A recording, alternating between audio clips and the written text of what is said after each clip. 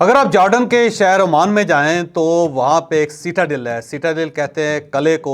पुराने ज़माने के अंदर को किले बनते थे और बादशाह उसके अंदर रहता था। महल बादशाह का, उसका हरम सरा जिसके अंदर उसकी मलकाएँ और उसकी खादमाएँ होती थी, वो सब उसी सिटाडेल के अंदर होते थे। फिर बादशाह की फ़ौज भी वहीं पे होती थी। फिर वहाँ पे ताजर वो अपने बड़े बड़े घर बना लेते थे, बिल्कुल ऐसे जैसे डीएचए आजकल। और डीएचए के क्या है कि वो फ़ौजी इलाका होता है, कंटोनमेंट्स होते हैं, और उसके अंदर एक साइड से अफवाज पाकिस्तान भी रह रही होती है, फ़ौज रह रही होती है, उसकी फार्मेशंस रह रही होती हैं, और साथ ही जो अमीर लोग होते हैं वो भी अपने घर बना लेते हैं। जैसे आप लाहौर की छावनी में चले जाएं, पेशावर की छावनी में चले जाएं, आप किसी भी बड़ा कंटोनमेंट जो है उसके अंदर चले जाएं तो वहाँ पे आपको बिलियनर्स के घर भी मिलेंगे। बिल्कुल इसी तरह ये जो सिटाडेल ओमान के अंदर है, जॉर्डन के अंदर है, वहाँ पे भी बहुत सारे अमीर लोगों ने अंदर रहना शुरू कर दिया था। तो ये एक बड़ा ही खूबसूरत सा कंपाउंड है। इसके अंदर पुराने ज़माने के पैलेसेस हैं और ये रोमन्स के दौर के पैलेसेस हैं। मैं आगे चल के आपको बताऊंगा कि रोमन्स का क्या अमल दखल था इस सारे इलाके में। और फिर इसके बिल्कुल साथ एक दरिया बहता था जो अब खुश्क हो चुका है। और अगर आप इसकी सरहद के ऊपर खड़े हों, यानी सिटाडेल जो फसील उसको कहते हैं, जो उसकी दीवार है उसके ऊपर अगर आप खड़े हों तो फिर आपको सारा ओमान शहर जो है ना नज़र आता है। उस वक्त ये सिर्फ वैली थी और इसके अंदर बहुत ज़्यादा फसलें लोगों ने उगाई हुई थी, छोटे छोटे देहात होते थे उस ज़माने में। लेकिन फिर यहाँ पे शहर आबाद हो गया। तो ओमान शहर जो है वो इस सिटाडेल के बाहर है और ये एक छोटी सी पहाड़ी के ऊपर है। और इसके अंदर पुराने किले हैं, इसके अंदर पुराने पैलेसेस हैं, और उन पैलेसेस के साथ साथ यहाँ पे पुराने टेम्पल्स हैं जिनके अंदर रोमन्स के देवी और देवता रहते थे। उनके वहाँ पे पुजारी होते थे, वहाँ पे उनके पंडित रहते थे। तो यहाँ पे अगर आप आएँ तो इसका गेट बड़ा खूबसूरत है। फिर अगर आप अंदर जाएँ तो सड़कें बनी हुई हैं। फिर हर सड़क के ऊपर बहुत सारे पुराने आसार आपको मिलते हैं। किसी जगह पे आपको टेंपल मिलता है, किसी जगह आपको पैलेस मिलता है, किसी जगह आपको ट्रेड रूट मिलता है, किसी जगह आपको मंडी मिलती है। फिर एक जगह पे आपको बहुत बड़ी मार्केट मिलती है और उस मार्केट के अंदर जो उस ज़माने में सुनारे होते थे या वो जोहरी होते थे जो जेवरात का काम करते थे, पूरा क्वार्टर आपको उसका वहाँ पे मिलता है। तो ये जगह बड़ी देखने वाली है। इसके अंदर जो पुराने ज़माने के बड़े बड़े देवता, बड़ी बड़ी देवियाँ थे, उनके बहुत सारे बुत टूटे हुए आपको मिलते हैं। फिर वहाँ पे उस ज़माने में क्योंकि पत्थर की चीज़ें बनी होती थी सब, तो पत्थर की दीवारें होती थी, पत्थर के फर्श होते थे, पत्थर की छतें होती थी, लकड़ी और पत्थर के साथ बनाते थे, आपको वो भी वहाँ पे मिलती हैं। फिर यहाँ पे जो खाने पकाने वाले जो उस वक्त बर्तन होते थे वो सारे पत्थर के बनाए जाते थे। और फिर आपको पत्थर के तवे भी मिलते हैं जिसके ऊपर बाकायदा उस ज़माने में रोटियाँ पकाई जाती थी। फिर यहाँ पे बेकरियाँ भी उस ज़माने में थीं, वो केक्स बनाते थे, केक्स के भी वहाँ पे सांचे अलबत्ता वहाँ पे मिले हैं। अब सवाल ये है कि ये जॉर्डन के अंदर रोमन्स का क्या कमाल है। ये ज़हन में रखें कि कबल मसीह में यानी हज़रत ईसा अलैहिस्सलाम की पैदाइश से पहले ये पूरा जो इलाका था ये रोमन्स की टेरिटरी होता था। यहाँ पर रोमन का गवर्नर होता था। बल्कि फ़लस्तीन का इलाका, फिर सीरिया शाम का इलाका, सारा दमिश्क का इलाका, दमास्कस जिसको कहते हैं, जो कैपिटल है शाम का, वो। फिर इसके अलावा जो जॉर्डन का इलाका है जो इस वक्त जॉर्डन के अंदर है, वो सारा रोमन्स के पास था। फिर आधा इजिप्ट यानी आधा मिस्र जो है वो रोमन्स के पास था। तो रोमन्स ने इस सारे इलाके के ऊपर कब्ज़ा किया हुआ था। यहाँ पर उनका गवर्नर होता था। बल्कि जब हज़रत ईसा अलैहिस्सलाम के ख़िलाफ़ एक केस चलाया था, और वो केस चला था उस वक्त के यहूदियों ने, उन्होंने उनके ऊपर तौहीन मज़हब का इल्ज़ाम लगाया, और जो रोमन उस वक्त गवर्नर था उसे मजबूर किया कि आप हज़रत ईसा अलैहिस्सलाम को गिरफ़्तार करें और उन्हें सज़ा दें। उस ज़माने में सज़ा थी कि जो शख्स ब्लास्फेमी करता था, यानी कि मज़हब की तौहीन करता था, या देवता और देवियों की तौहीन करता था, तो उसके पूरे जिस्म के अंदर कील ठोंक के उसे लकड़ी के ऊपर बांध के, सलीब के ऊपर बांध के वहाँ बाहर लटका दिया जाता था और फिर वहाँ पे सिसक के मर जाता था। तो यहूदिया ने गवर्नर को मजबूर किया कि हज़रत ईसा अलैहिस्सलाम को गिरफ़्तार करें और गिरफ़्तारी के बाद उनको बाकायदा सज़ा दी जाए और उन्हें सलीब पर चढ़ाया जाए। तो उस वक्त ये रोमन गवर्नर था जिसे मजबूर किया गया था। फिर वहाँ पे हज़रत ईसा अलैहिस्सलाम फ़लस्तीन में, जैसे यरूशलेम कहते हैं आजकल, वहाँ पे आए फ़र्स्ट टाइम और अपने 12 साथियों के साथ आए। और अब हज़रत ईसा अलैहिस्सलाम के बारे में किसी को नहीं पता था कि इन 12 लोगों में से कौन से हज़रत ईसा अलैहिस्सलाम है, क्योंकि उस ज़माने में ना सोशल मीडिया था, ना टेलीविज़न था, ना वहाँ पे तस्वीरें खींचने का सिस्टम था। तो लोग अंदाज़ों पर चलते थे। तो फिर हज़रत ईसा अलैहिस्सलाम के जो 12 हवारी थे उनमें से एक जिसका नाम जूदा था, उसे रोमन्स ने कल्टीवेट कर लिया। उन्हें रोमन्स ने कायल कर लिया कि आप मुखबरी कर दो कि हज़रत ईसा अलैहिस्सलाम कौन है। तो थोड़े से पैसों के लिए जूदा जो था वो बिक गया। तो हज़रत ईसा अलैहिस्सलाम को जो लास्ट सफ़र है, आखिरी जो उनका खाना है, आखिरी जो डिनर है, उसके बारे में जोधा ने बताया रोमन्स को कि जब ये डिनर हो रहा होगा तो मैं उठ के जिस शख्स के माथे पे बोसा दूंगा वो हज़रत ईसा अलैहिस्सलाम होंगे। तो जब वो डिनर चल रहा था तो खुफिया लिबास के अंदर वहाँ पे रोमर्स बैठे हुए थे, रोमर्स के सिपाही बैठे हुए थे।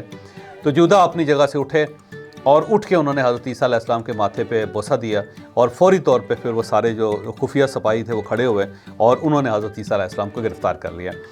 इसलिए क्रिश्चियनिटी के अंदर एक किस है जिसे जूदा किस कहते हैं। इसका मतलब ये होता है कि जो आपका करीबी तरीन साथी है, जब वो आपको धोखा देता है तो वो जूदा बनता है। तो लोगों ने उसके बाद फिर क्रिश्चियनिटी के अंदर किसी शख्स ने अपना नाम जोधा नहीं रखा, क्योंकि सबको ये पता था कि हज़रत ईसा अलैहिस्सलाम के साथ बेवफाई की गई थी। तो रोमन्स से फिर उन्होंने हज़रत ईसा अलैहिस्सलाम को गिरफ़्तार करके सज़ा दी। वो एक लंबी कहानी है कि उस वक्त हज़रत ईसा अलैहिस्सलाम के साथ क्या हुआ, बाद में क्या हुआ, क्रिश्चियनिटी के उस ज़माने में कैसे फैली। तो ये सारा इलाका जिसके अंदर अमान शहर भी शामिल था, ये सारे का सारा रोमन्स के पास था। और रोमन्स की एक रवायत होती थी कि वो जहाँ पे भी जाते थे वहाँ पे क्लोजियम्स बनाते थे। जो अगर आप कभी रोम जाएं, रोम सिटी में, तो वहाँ पे एक क्लोजियम है। और क्लोजियम क्या है कि वो बेसिकली एक प्लेटफॉर्म्स होता है बड़ा सा, और उसके ऊपर सीढ़ियाँ होती हैं और सीढ़ियों के ऊपर लोग बैठते हैं। यानी वो समझे सिटिंग स्पेस बनी होती है जैसे स्टेडियम से आज। तो स्टेडियम एक छोटा सा क्लोजियम है, और अगर पूरे स्टेडियम को जोड़ दें इस तरह और हर तरफ से सीढ़ियाँ हों और सीढ़ियाँ नीचे तक जा रहे हों जहाँ पे गेम्स या खेल हो रहे हों, तो फिर उसको क्लोजियम कहेंगे। तो क्लोजियम जो थे उसके अंदर ग्लैडिएटर मुकाबले होते थे। ग्लैडिएटर्स मुकाबले क्या होते थे कि करीबी तरीन दोस्तों को और करीबी तरीन रिश्तेदारों को इकट्ठा किया जाता था, फिर उन्हें एक दूसरे के साथ लड़ने की ट्रेनिंग दी जाती थी। जब वो ठीक ठाक किस्म के वॉरियर्स हो जाते थे तो फिर उन्हें मैदान में उतारा जाता था क्लोजियम में, और साइडों के ऊपर लोग बैठे होते थे और उन दोनों को ये कहा जाता था कि आप दोनों ने लड़ना है एक दूसरे के साथ और आप में से सिर्फ कोई एक ही जिंदा रह सकेगा। तो बड़ा एक अफसोसनाक किस्म की सूरत हाल होती थी कि जो करीबी दोस्त हैं या दोनों भाई हैं या वो बहुत ही दोस्त हैं एक दूसरे के, वो एक दूसरे के ऊपर वार कर रहे हैं और अल्टीमेटली किसी एक नहीं बचना होता था, एक मर जाता था और एक बच जाता था। और जब एक आदमी दूसरे को गिरा लेता था और फाइनल अब उसने उसके ऊपर तलवार मारनी होती थी या खंजर उसके सीने में मारना होता था, तो खंजर उसके सीने पर रख देता था और फिर वो सब जो लोग होते थे उनकी तरफ देखता था कि अब इसके साथ मैं क्या सलूक करूं, क्योंकि वो चाहता था कि लोग इसे माफ़ कर दें। अब अगर लोग अगर उसे माफ़ कर देते थे कि बड़ा बेजिगरी से लड़ा है तो इसे छोड़ दो, तो फिर वो छोड़ देता था। लेकिन अगर लोग सब अंगूठा इस तरह कर देते थे, ये आज भी साइन है कि जब आप अंगूठा इस तरह करते थे उसका मतलब ये कि मार दें या फिर इसके साथ इंतकाम लें। तो जब सारे लोग इस तरह अंगूठा नीचे कर देते थे तो वो खंजर उसके सीने में घूम देता था और उसके बाद उसकी लाश के पास बैठ के रोना शुरू कर देता था। तो जहाँ जहाँ रोमन्स हैं वहाँ पे क्लोजियम ज़रूर हैं। तो यहाँ सिटाडेल के अंदर भी एक क्लोजियम है जो प्रॉपर उसी तरह है जिस तरह रोम के अंदर अगर आप जाएँ तो वहाँ पे जहाँ ग्लैडिएटर मुकाबले होते थे, जो इस वक्त भी रोम की सबसे बड़ी मशहूर किस्म की इमारत है, बल्कि जब रोम शहर आता है तो उसकी तस्वीर सबसे पहले क्लोजियम्स की आती है। तो यहाँ सिटाडेल के अंदर भी क्लोजियम है और यहाँ पर रोमन्स रहे। फिर उसके बाद यहाँ एक क्रिश्चियनिटी आ गई। जब क्रिश्चियनिटी आ गई तो उन्होंने रोमन्स को धकेल दिया वापस, फिर रोमन्स वापस इटली चले गए। उसके बाद वो सारी एम्पायर ख़त्म हो गई, लेकिन वो एम्पायर जाते जाते अपना एक नक्श छोड़ गए और ये नक्श आपको ओमान के अंदर भी नज़र आता है। तो जब आप जॉर्डन जाएँ, ओमान जाएँ तो सिटाडेल को ज़रूर देखें, आपको बड़ा ही उसका मज़ा आएगा। पुरानी चीज़ें हैं, पुरानी हिस्ट्री है, और जब तक आप उसके साथ जलन नहीं होंगे आप उस तहज़ीब को समझ नहीं सकते। यहाँ पे अजायब घर भी है, और अजायब घर जिसे इंग्लिश में म्यूज़ियम कहते हैं, आप म्यूज़ियम में भी ज़रूर जाएं क्योंकि पुराने ज़माने की चीज़ें यहाँ पे भी पड़ी। और यहाँ एक और अमान की एक चीज़ जो आपके सामने रखता जाऊँ वो है मोज़ैक। जो क्रिश्चियनिटी है उसके अंदर एक मोज़ैक का तस्वर है। मोज़ैक क्या चीज़ होती है कि मुख्तलिफ़ किस्म के छोटे छोटे कलर जो स्टोन होते हैं उनके टुकड़े होते हैं। इन टुकड़ों को जोड़ के बड़ी बड़ी तस्वीरें बनाई जाती हैं। ये याद रखें कि जो क्रिश्चियनिटी है उसके अंदर करते ये हैं कि जो बाइबल है उसके जो मुख्तलिफ चैप्टर्स हैं, मुख्तलिफ करैक्टर्स हैं, उन सब की मसवरी की जाती है, और वो मसवरी अमूमन जो चर्च है उसकी छत के ऊपर की जाती है। जो यहाँ पे वेटिकन सिटी है, अगर आप उसके अंदर एंटर हो तो आपको छतों के ऊपर पूरी बाइबल पेंट हुई नज़र आती है, और वो जो पेंट है वो लफ्ज़ों की शक्ल में नहीं है, वो तस्वीरों की शक्ल में है। तो पुराने ज़माने में बड़े पेंटर थे, जो बड़े लाजवाल किस्म के पेंटर, वो पेंट करते थे छतों को। फिर एक बार वहाँ वेटिकन सिटी के अंदर आग लग गई। जब आग लग गई तो सारी पेंटिंग ज़ाया हो गई। तो उसके बाद फिर क्रिश्चियंस ने फ़ैसला किया कि हमको मुस्तकिल किस्म की पेंटिंग बनाते हैं जो अगर आग लग भी जाए तो ज़ाया ना हो। और अगर फ़र्ज़ करें कि कोई ज़ल्ज़ला भी आ जाए, दुनिया तबाह बर्बाद भी हो जाए, फिर भी वो तस्वीर अपनी जगह कायम रहे। तो फिर उन्होंने मोज़ैक ईजाद किए। मोज़ैक क्या है कि हर कलर का पत्थर है, उसके छोटे छोटे टुकड़े हैं और उन टुकड़ों को जोड़ के पूरी एक तस्वीर बनाई जाती है। उसका फ़ायदा ये होता है कि अगर वहाँ पे आग भी लग जाए, ज़ल्ज़ला भी आ जाए, तब भी वो तस्वीरें बरकरार रहती हैं। तो अब वेटिकन सिटी के अंदर जो मैक्सिमम तस्वीरें हैं वो मोज़ैक की शक्ल में हैं। तो मोज़ैक एक क्रिश्चियनिटी का आर्ट है। ये आर्ट भी ओमान के अंदर पैदा हुआ था और यहीं ओमान के सबर्ब्स के अंदर एक पूरा शहर है जहाँ पे आज भी मोज़ैक का काम किया जाता है। और वहाँ जब आप जाते हैं, बल्कि आप अपनी पेंटिंग भी बना सकते हैं, आप अपनी तस्वीर दें, वो छोटे छोटे पत्थर जोड़ के आपकी पूरी पेंटिंग बना देंगे। और इसके अलावा उन्होंने मोज़ैक जोड़ के बहुत सारी इबारतें भी लिखी होती हैं, बहुत सारे टेक्स्ट भी लिखे होते हैं और इसके साथ साथ मोज़ैक जोड़ के वो फूल और पौधे भी बनाते हैं। तो वो बड़ी शानदार किस्म की एक फ़िनोमेना है, शानदार किस्म का ये एक आर्ट है जो ओमान के अंदर ही पैदा हुआ था और आज भी वहाँ पे ओमान के अंदर ये आर्ट है। और यही आर्ट आपको सिटाडेल के अंदर भी मिलता है।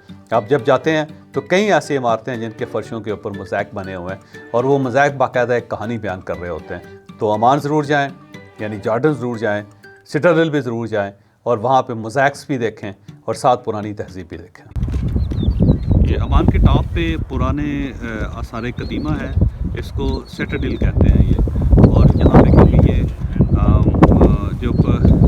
ये AD से है, यानी कि 9 BC में यानी हज़रत ईसा अलैहिस्सलाम की पैदाइश से पहले का ये जो शहर था, इसकी आबादी 60,000 से ज़्यादा थी और ये शहर इसी तरह इस जगह पे इसका कैपिटल था। यहाँ पे आप ये देखिए पुराने पिलर्स नज़र आ रहे हैं, ये आपको रोमन जो एज है उसको ज़ाहिर कर रहे हैं। उसके बाद आप शहर देखें, ये अमान शहर कमाल खूबसूरत शहर है, दूर दूर तक अपार्टमेंट्स की बिल्डिंग है और आपको वाइट कलर नज़र आता है तमाम एक ही जगह पर।